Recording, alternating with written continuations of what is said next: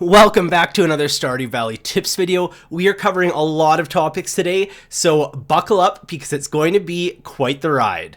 If you're wondering why we're covering such a broad range of topics, it's because I've been playing a lot of Stardew Valley from the beginning lately, which I'll talk about more in just 1 minute, but it has alerted me to a lot of things that sometimes I have taken for granted, or I think other people don't know about or skip over, and so I wanted to break down some of these tips to really help you maximize your enjoyment of the game, which it is already such an enjoyable game. Why not make it even better? So as I mentioned, I have been playing this game a lot lately, starting from the beginning, working on a couple different videos, and through that I have realized things that I either turned off on my main save file years ago and just have never had to do again until now, or things I've noticed because there is just so much content and features in this game that there's like an endless supply of things to know. We can't possibly know it all, so that's why I picked out some of the things that I think we should know. And as always, if you are new to the channel or enjoying this content, please consider hitting that subscribe button. That would really help me bring even more Stardew content. But let's get right into the video, starting with our first tip. This is a nice simple one, and honestly, those are the best ones. So in your options menu, you can actually turn off different types of sounds. For example, in summer, there is the background noise of bees and insects, which for me, it kind of makes me feel a little anxious. So you can turn the ambient volume down, but you can still listen to the actual music and other sounds. You can also mute the animal sounds as well. So if you don't really like listening to them every time you pet them, you can turn that off as well. I kind of like them, so I left them on in my case. Tip number 2, you can really make this game as customizable as you want in terms of visibility by changing the size of the UI scale or zooming in on the game. So you can zoom in quite a bit. You won't be able to see as much of the map or the room you're in, but it can make things bigger. So if you need a little bit more visibility and that's better for you visually, then go ahead. Personally, I have to see as much as possible at all times, so I keep mine to the minimum setting of 75%, but play around with it and see if you enjoy a more zoomed in setting. Like, you might be surprised. And the third and final tip in the menu is that if you are sensitive to flash effects, you can turn that off on PC, but Eric did tweet when the 1.5 mobile update launched that he is working on putting that in the mobile version as well, which is a great accessibility feature that I know a lot of people are waiting for. Tip number 4, as you can see here, I'm opening my mail and there's some actually pretty nice things in the mail. So here is my tip for you. Don't ignore the social aspect of the game, especially early, because the NPCs, once you bring up their heart levels, can unlock recipes for you, as well as just give you useful gifts. And the earlier in the game, the more useful these gifts are. For example, a copper bar that you saw I got in the mail is not that useful in year 9, but in year 1 or 2, that could be another artisan item crafting that you can get to. So things like that, it's just really good to be aware of. Also, a lot of times you can re-gift the things the NPCs give to you right back to them because it's something that they actually love. So then you can further increase your hearts with them without spending your own resources. But resources are limited and precious at the beginning of the game, you say? Well, here's tip number 5. Utilize the birthday calendar outside Pierre's shop to find out whose birthday it is and gift them a loved item when you have their birthday. You can get the most hearts in the least amount of time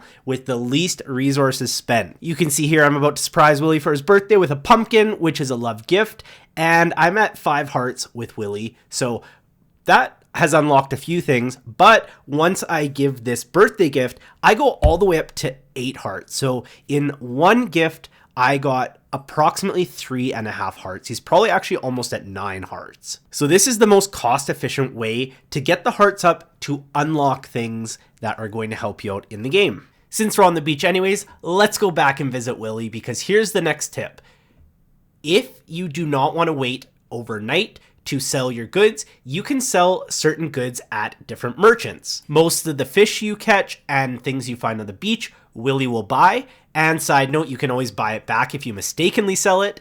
You can visit Pierre to sell any of the vegetables or fruits or anything you grow on your farm, as well as most forageable items and artisan goods, as well as cooked dishes. And last but not least, I think we have Clint, and he will buy most of the things you find in the mines, including ores, gems, artifacts, and minerals. So definitely hit these shops up if you need some instant cash so that you can buy other things to kind of progress your farm or plant more crops. Tip number 7. Well, this one's actually more of a random fact, but did you know that one Stardew Valley day from 6 a.m. when you wake up till the latest time you can go to bed, which is 2 a.m., it takes about 14 in real life minutes to play. That doesn't include any time freezes though. Realistically, with cutscenes and pausing your menus, going to chest, things like that, it probably is more about 20 to 25 minutes. So if you have something to do in a couple hours, you can for sure play 3 full Stardew Valley days if you're going from 6 a.m. until about 2 a.m. Number 8, did you know that you actually get more minutes of production time overnight? Normally in 1 hour, you get 60 minutes of production machinery for things such as wine, jams, all that. But overnight, you actually get 100 minutes for every hour. So this can speed up things, especially ones that don't take a full week, quite a bit. Number 9, I recommend, this is a really good early game tip.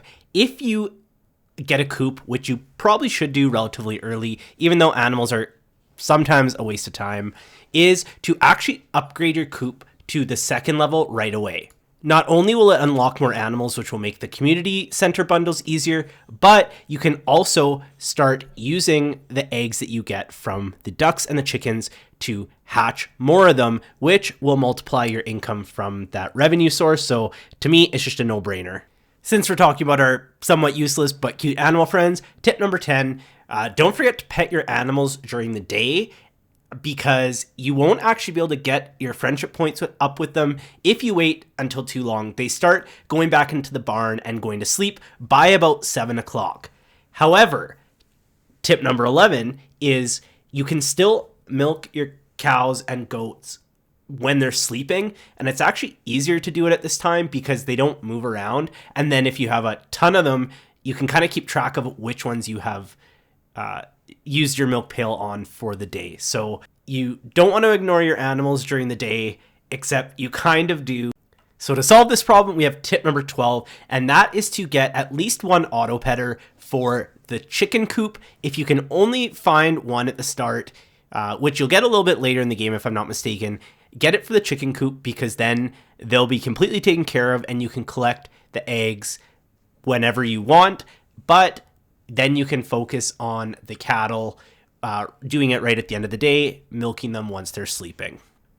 Number 13, we all know that rain totems can make it rain the next day, which is great because sometimes you want to go to the mines and you don't feel like watering all your crops, all that stuff. But did you know that rain totems can change a rainy day forecast to a storm? So if you're in need of battery packs, if you check the weather and it says it's going to rain the next day, use a rain totem, which you can craft once you hit foraging level 9. Then the next day it will storm, and then you know you have thunder, lightning, all that good stuff. All right, my last 2 tips for you have to do with quests. So there's the quest board outside Pierre's shop, and then later, once you hit the 2nd of fall in year 1, there is the special request board that is right outside the entrance to the beach. So those quests in particular are a lot more valuable to complete, so they are more or less worth your time, but the items they give you are not always that worth it. And I'm going to give you the prime example here. So the quest was Cave Patrol. I had to, within a week, kill 50 bats in the mines, and as you can see here, I am just waiting for bats to come to me so I can kill the last one. I wasn't exactly sure what the prize was, but I'm just trying to complete all the quests, so I thought, hey, let's see what this is. So I complete the quest here, and I get 6,000 gold, so that's great. So tip number 14 is complete the quest because you can get money, items, things like that. Tip number 15 is be selective of which quests you do first, because as you can see here, the quest I complete gives me access to something called the Geo Crusher. And I'm thinking, great, now I don't have to pay 25 gold each time I break a geode. Now, in practicality, what I have realized is that using this takes 1 coal, which is way more expensive than 25 gold. I think it's like 150 or 200 gold for 1 piece of coal from the shop, or you have to spend the time finding it. And then additionally, it's not open instantly like it is at Clint's shop. It takes about 1 in-game hour to process. So really, it's a waste of time, and truly, it's just better off to pay for it. So it's a cool idea in theory, but I would never recommend getting this one. The 6,000 gold is pretty nice, but by this point in the game, 6,000 gold did not really do anything for me. If it's earlier in the game, maybe it's more worthwhile. So those are my 15 tips for you today. I hope you enjoyed the video. Again, if you don't mind subscribing, that would be awesome. Ask any questions you have in the comments, and stay tuned for the next video. Have a great day.